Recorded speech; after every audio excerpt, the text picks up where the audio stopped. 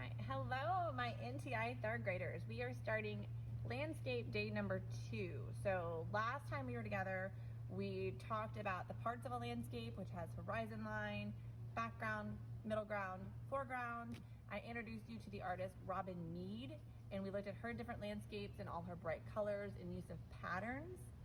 Then we got out our paper and we folded it into thirds and then cut it so we have a layered landscape. So now you should have a pencil and this layered landscape because we're gonna start designing our landscape. We wanna use Robin Mead as our inspiration, so I'm attaching some of her artwork to this assignment. So please check that out to help get inspiration so you don't have to do what Mrs. Cole does.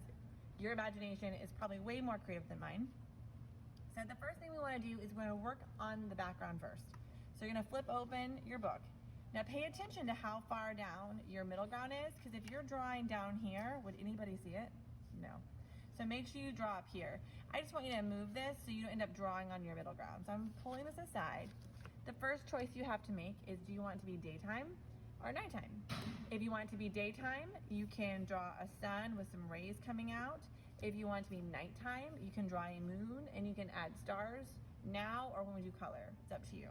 I drew a sun earlier that I'll show you later, so I'm gonna do a moon on this one. And then I decide, do I want a full moon or a crescent moon? I kind of like the look of that crescent moon, so I'm gonna draw myself a crescent moon. Then I would draw some stars, but I think I'm gonna save that for coloring. But in case you wanna give yourself a placement, I can put little dots to remind me that I wanna add stars. Now flip your paper over. Okay, I can see everything from my background.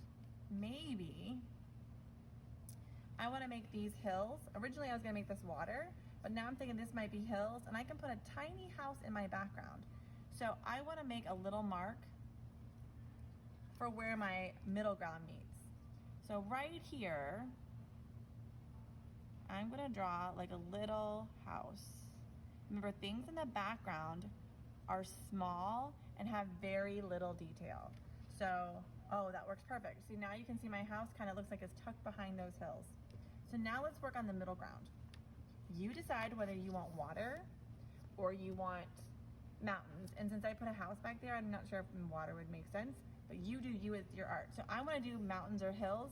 So I already have this curve, so I don't need to redraw that. I just want to bring down this line to make it look like there's hills coming this way. So I know that I have this up front. I can either leave this and just color it blank, or I can put something small, medium size in here. Maybe at the base of this hill, maybe over here, there's maybe another hill.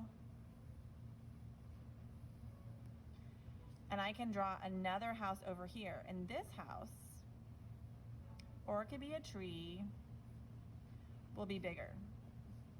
So it's giving that illusion of depth, right? So now I can think about my foreground. And if you don't want anything other than waves or mountains in your middle ground, you don't have to. I'm just trying to show you a difference you can add if you wanted. So in your foreground, it's where you want the largest things and to have the most detail. So if I were to put a house here, it needs to be the biggest house that has lots of detail, but I don't want to put a house there. Robin Mead liked to put trees or flowers or some sort of florally something in the foreground, and I like that idea. So I kind of kept it jagged because I think originally I was going to put hills here, but I've changed my mind. Now if I decide I want to completely go a different way, I can always go back and cut this if it doesn't make sense. So I'm going to use this to make like pine trees. So I'm going to go ahead and keep going and draw really big like Christmas tree, pine tree kind of things, and you can draw your tree however you like. And I have one over here. I'm gonna have it overlap. So like this tree's in front. Maybe I wanna have my tree trunk here, and that comes down here. You play with it. You can decide how you want your trees to look, and here, and then this tree trunk would be back here. So it gives that illusion of space. So I could keep it that simple, and I could decorate my trees or just leave them plain.